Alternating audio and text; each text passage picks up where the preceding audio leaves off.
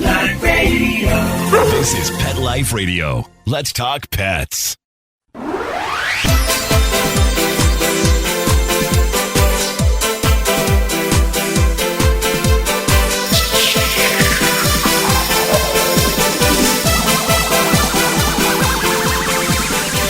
Hello, you're listening to Animal Party on Pet Life Radio, and I have a new guest for you today, Grant Brown, and he's coming to us with some happy eco news. You probably don't hear happy eco news very often.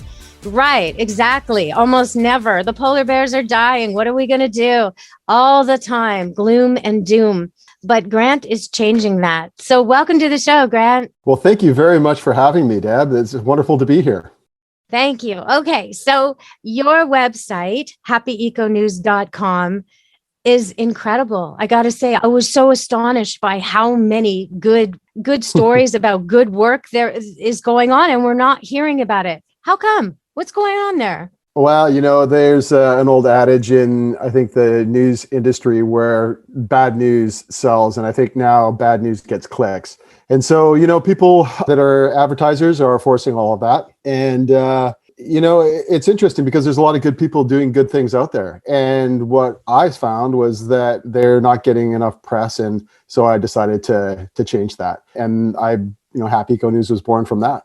Well, okay. So I looked through your website and I saw stories about so many things: drones saving dolphins, wood chips cleaning water, an organization that's dedicated to getting private landowners to contribute to conserving land, because only 3% of protected land in America is protected. Only 3% of privately owned land is protected, and 60% of the areas that need to be protected are owned privately. So this has to happen. There's bird sanctuaries and wild dog rescue and all kinds of stuff on your website that I don't hear about anywhere else. And this is what's so shocking. So much news just isn't getting to the people. I think it's a big problem. I think it builds up, and, with the current climate crisis and, COVID and everything else, especially right now, people are now suffering from a relatively new phenomenon called eco-anxiety. And eco-anxiety is basically, it's a new form of anxiety that is basically derived from existential fear of and dread of what's going on in the world. And that's all sort of perpetuated by the news cycle. And so when you look on Facebook or basically any social media, what you'll find is that there's pretty much only negative news about the environment because, there's a lot of bad stuff going on. But behind the scenes, there are so many people, like I said earlier, that are doing good things. And I think that we can help people to see that it's not all bad, that there is reason for hope. And it's my firm belief that people who have a little bit of hope and who understand that there is reason for hope will actually start taking action to do good things themselves. So, if you believe that the world is going to end tomorrow, there's probably not much point in buying an electric vehicle, for example, or investing in solar energy, that kind of thing. But if everybody makes small incremental changes as a group, we can make a huge change globally. And I'm just a regular guy, right? I spent a lot of time in marketing for a high-tech electronics company. I've traveled the world. I've had a really amazing, blessed career that I don't have any regrets about. But I did do a lot of travel. And a lot of that was weighing heavily on me. And I decided about 3 years ago to just basically make a personal change and started doing that. And then when I started seeing these news stories that were in my feed that were bumming me out all the time, I decided to try and make a change because I did see that there were good people doing good things, and I'm one of them. And so that was I think that was in 2018. Actually, January 1st, 2018 was the first post on Happy Eco News. And since that time, I've curated and posted or published about 6,000 posts, maybe a little bit over that now. And the interesting thing is that the very idea of what I was trying to do for other people actually worked for me. I now have hope. I actually feel like there's reason to keep going and to inspire others to make the changes that I want to see in the world. And so, I get every day an email or two from people from around the world. They're personally changed from the Happy Eco News. Some of them are, they're wrapped up with eco-anxiety. I think that's true. I really see that. I just want to interrupt you for a second. Sure, yeah. I really see the eco-anxiety with the teenagers. That's where I see it. Like they are convinced that we have ruined the planet for them and there's nothing they can do. They're convinced. It's like it's been fed to them all through elementary school. There's nothing you can do. There's nothing you can do. There's nothing you can do. And no wonder they're so down. No wonder they're having such a hard time. I've got two teenagers myself. I've got a son who's 20, almost 20, and a daughter who's 18, and they're smart kids. They themselves, I mean, maybe I'm doing this for them or I'm doing it for their friends, but I really believe that they are the future. I mean, they are, and they've inherited a pretty bad, sort of situation. Previous generations have basically plundered the environment for resources basically out of greed, just wanting more. We are lucky because we live in a Western country that has a lot of resources financially, economically, all of those things, healthcare. But what about the people who live in places around the world that don't have access to that and that basically rely on subsistence farming or what they can hunt and gather? And they don't really have a voice. And so we need the kids of today, our kids, to basically stand up and take action and ensure that other people have access to what they have, or at least aren't going to get, sort of crushed under the wheels of so-called progress. We're going to have to take a break soon. So I want to just let people know the way to find out more. If you're listening right now and you want to check this out, go to happyeconews.com right now, because I mean, why not? Really? There's so much there. You'll be blown away by the stories. There's stuff on nature and animals and business. I mean, everything you could think of. And really, how many posts did you say you've made? Right now, I think there's just over 6,000. Yeah. And I think about the last 2 years. Have I seen even 6 good news stories about the environment in the last 2 years? I don't think so, right? Like these stories just aren't reaching people. And, there were a couple things when I went through the website and I noticed something about trumpeter swans and different swans. I actually experienced that last year. I saw a swan I'd never seen around here before, and I was shocked. And I went to the bird book and I found, and you know what? Nobody was reporting about it. Nobody was talking about it, but you are. So everybody check it out. We're going to go to break. We'll come back and talk more with Grant Brown about happyeconews.com. So check it out. Stay tuned. Take a bite out of your competition. Advertise your business with an ad in Pet Life Radio podcasts and radio shows. There is no other pet-related media that is as large and reaches more pet parents and pet lovers than Pet Life Radio.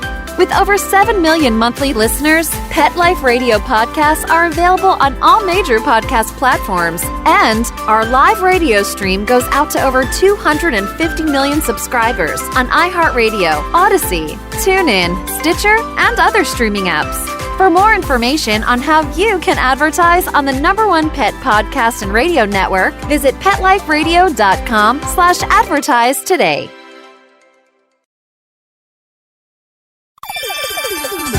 Let's Talk Pets on PetLifeRadio.com.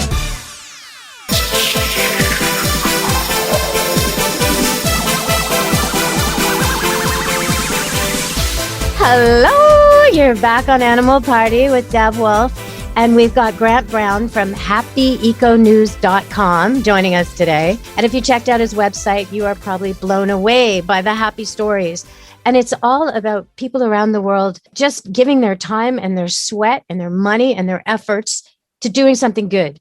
And usually it's something really small and local. They see a problem in where they live and they fix it. It can be something as simple as cleaning up the beach. It can be something as dramatic as an innovative way to clean up the beach. There's so much on there. I'm so happy that I'm bringing this to my listeners. Really, Grant, it's just incredible. So, okay. So what made you do this? What made you leave your corporate world and go for this? Well, it was a bit of a process. In 2017, I took my family on a round the world trip. I was in a very fortunate position of being able to work independent of any location. So took the kids out of school, homeschooled them for a year, and traveled to, I think, 20 countries on 4 continents. And a recurring theme that we kept seeing was plastic pollution. And just basically poor water, poor air quality in a lot of these cities. We didn't go to the Club Med type resorts. We basically wanted to, part of the process or the reason for this trip was to take my kids out of their enclave of wealth and privilege in a Western country and show them how other people in the world, and the vast majority of people in the world lived. But in that process, I actually became more changed myself than possibly my kids. And, what I was doing was good. I was working for a clean technology company at the time, but it just didn't feel like enough. And so when I went to work, I was going to conferences and, seeing other people that were doing great things for the planet as well. And so it just seemed to me natural to try and help them get exposure, because it's really tough. You're starting a company perhaps that's making, like you say, an innovation for cleaning ocean plastic, but you need money. How do you get money? You need exposure. So I want to provide that exposure. So there's two aspects to what I do. The first one is to try and help people overcome their own eco-anxiety, just as I have, and to feel optimism for the future so that they can, maybe I can inspire them to take the small steps to make change in the world. But the second part of it is actually to give the exposure to the people who are doing the good things. So if somebody's working on a habitat restoration project in a stream in Western Canada or the United States, or maybe dam removal, they need exposure and they need money. And I can provide the exposure at least. And perhaps somebody that reads about their project on Happy Eco News will be able to write them a check. And if there are high net worths out there listening to this program right now, please get in touch with me, because I can put you in touch with a lot of really, really good people that are doing good things. Okay. Well, I was reading through your manifesto, and, I expected it to be kind of like, I don't know, kind of formal and kind of maybe a couple of paragraphs of complicated words. But as I read it, it was just speaking to me. Like, I can't read it all because it's a page and a half and I don't want to. Yeah. But if you're interested in the manifesto, if you want to see what Happy Eco News is all about, go check it out. But I will just highlight a couple of points. One point he makes here: many people will not attempt to find nature on their own. They're too busy in their existing habits and demands of the modern world. Okay, I think that's very true. And I think that's why dogs help people so much, because you cannot stay out of nature if you have a dog. It forces you to engage. And I also noticed as I was reading through this, you say, I know this to be true. And there's a few points here. And one of them is giving and doing feels good. People like to feel good.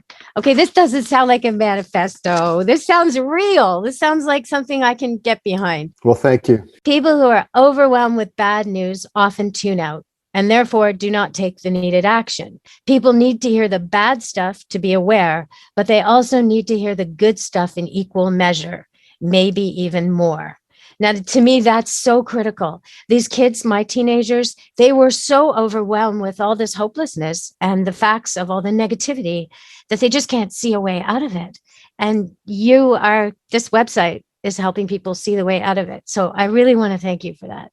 Well, thank you very much. And that's exactly why I do it. I'm also in the fortunate position of being able to do this and get this thing started and not have to, I've got some runway, I guess you could say. So I don't need to turn it into a business and make the decisions for the company that are strictly based on finance.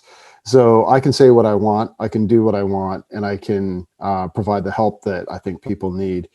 And that manifesto comes from my heart. I was also very fortunate to have spent a lot of time in nature with dogs. I've been to almost every corner of the area that I live in. And I just really feel sad for the people who live in cities that have never pulled a carrot out of the earth, or have spent time in nature listening to the birds, or just absorbing that green light that filters through the trees. All of those things are so good for the soul. And so I think that it's really important to expose people to that, but not only for their well-being, but for the well-being of the planet. Because if somebody has never spent time in nature, how are they expected to want to protect it? These massive forests that we have in the north here are huge carbon sinks that generate just tons and tons of oxygen for the planet.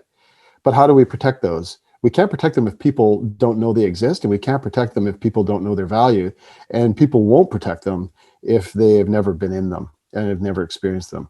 So part of what I'd like to do is to get people out and to encourage them to go out and spend time in nature. And, maybe it doesn't have to be in a forest in Alaska or northern British Columbia, but maybe it's just going to a park and sitting and experiencing the sounds of nature. And even in an urban location, it's just really good for the soul. In fact, in Japan, I think it's called Shirin Yoku.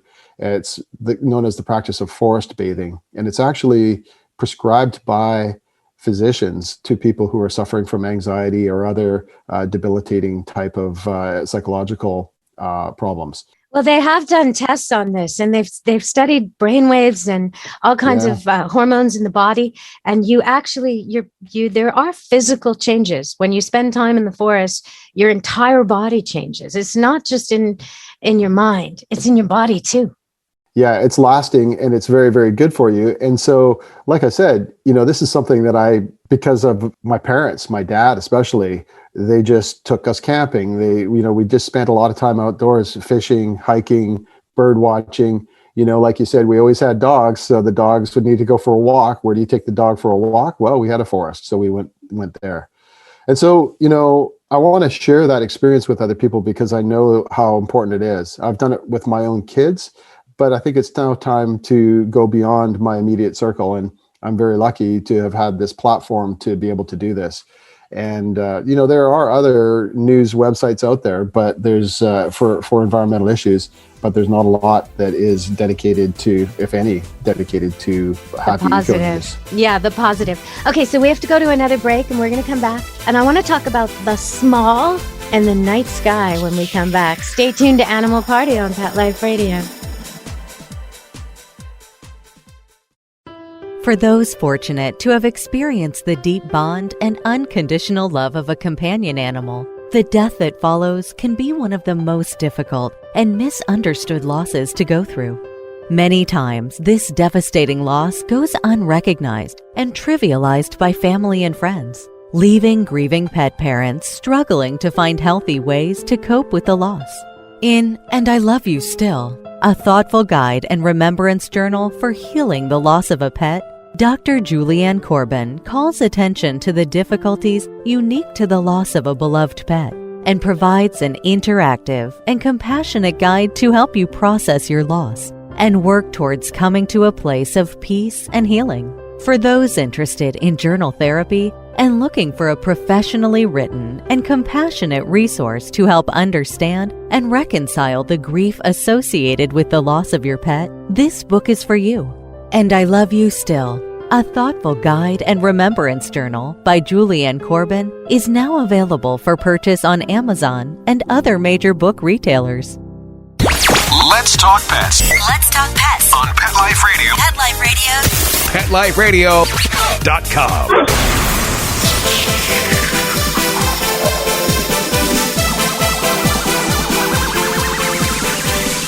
Hello, we're back on Animal Party, Pet Life Radio. And I've got Grant Brown from happyeconews.com to check it out.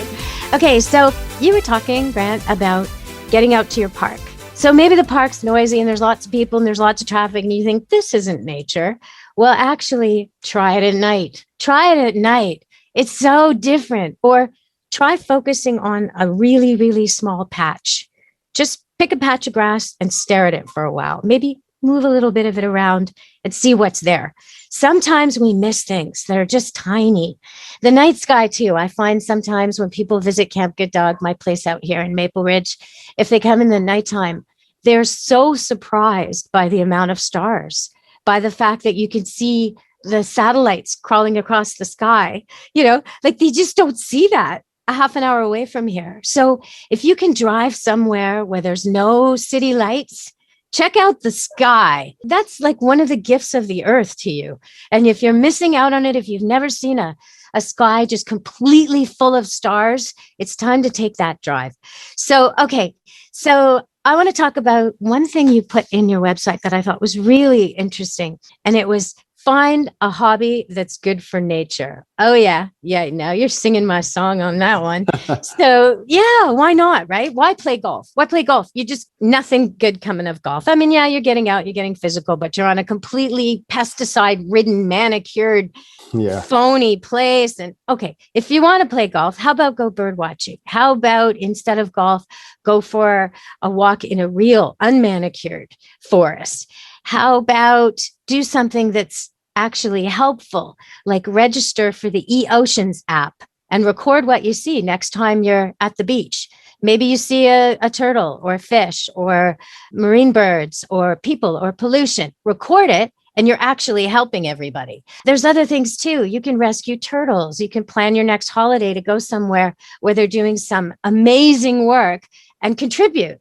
Take your kids, rough it for a bit. Learn a new language. I mean, there's so much you can do. And even in a small, small way, instead of that grass lawn that's always covered in moss anyway and needs watering constantly and is constantly needing mowing, how about plant a garden? Even just part of it, for bees, for birds, or for food. Why grow grass? You don't have to. Make gardening your hobby. You'll eat better. You'll feel better. Your yard will be full of birds and bees. It's incredible. So that's some of the stuff I got off your website. Get a hobby that's good for nature. And I'm so glad you're touching on these points. What do you want people to know, my listeners who are animal people, pet people, conservationists, or people who really do care already? What would you like them to know?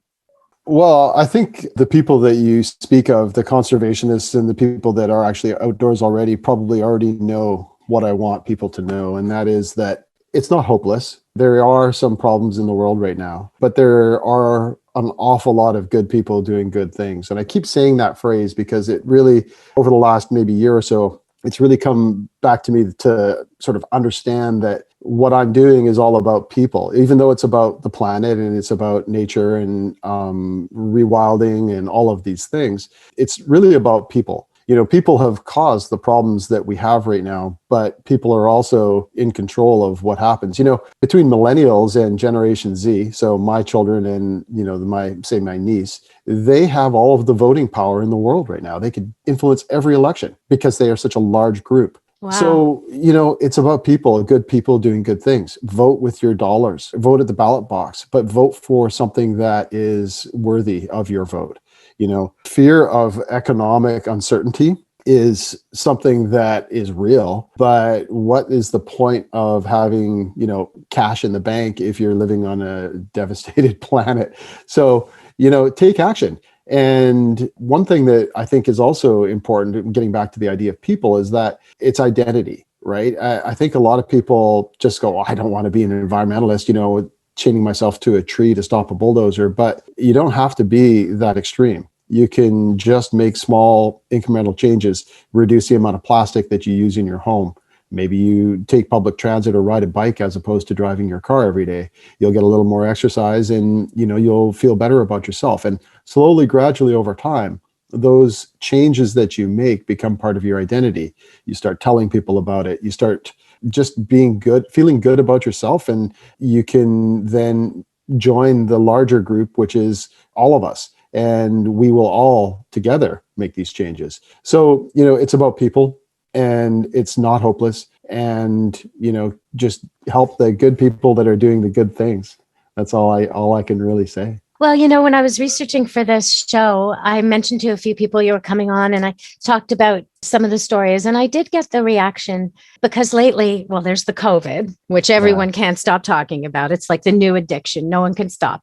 So the COVID and then what's been happening in the Middle East. And so people were saying to me, well, why would you want to talk about that when there's so much more important things going on in the world? There's COVID and there's war in the Middle East.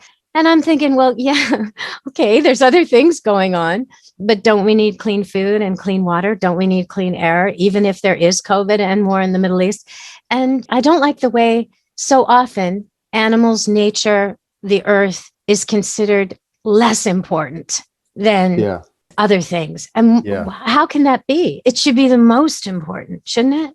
Yeah, I agree. And I think that we as humans have a real significant hubris in terms of our thoughts that we are separate from nature and animals. It's all intertwined. And what happens in the Middle East happens to us all. And, the racial, social inequities, the persecution of people based on religion or race, the ongoing destruction of the Amazon rainforest, and all of these things are all related, and without getting too political, I believe that the people who profit from the destruction of the planet, our resources, are the same people that perpetuate all of these other social problems. And so, we need to take it back as people, right? We need, as humans on this planet, we're one race, we're all human.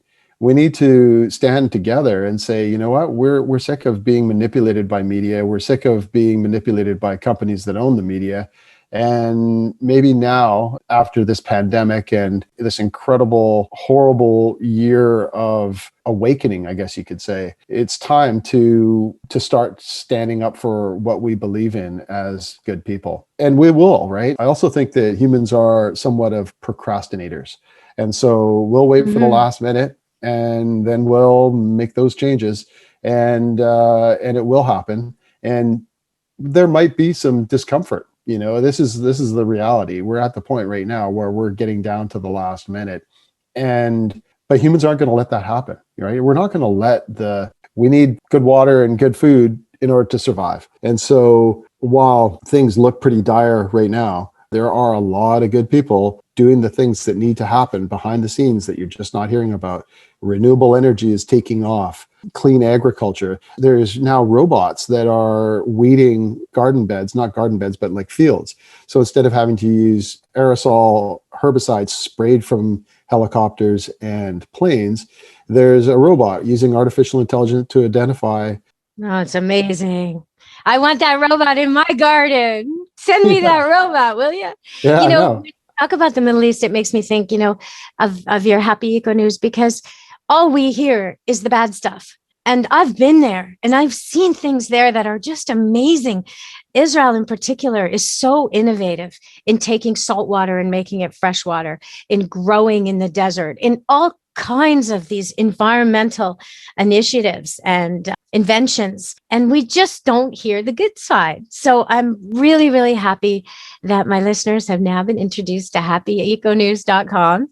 And if you're listening to the show and you're wishing that we had delved into some of these topics more, well, you're in luck, because Grant's going to come back next week and we're going to talk about some of these specific topics, like the wild dog rescue, the water birds. How can sprinklers help flying foxes? What about wood chips cleaning waters? Did you know that they're using drones to save dolphins in New Zealand? All this stuff. We'll be talking about that and some more stuff next week. So thank you very much for joining me today, Grant. Thank you very much for having me, and I look forward to next time. Yeah, okay. So everybody stay tuned to Animal Party on Pet Life Radio. We'll have happyeconews.com back next week.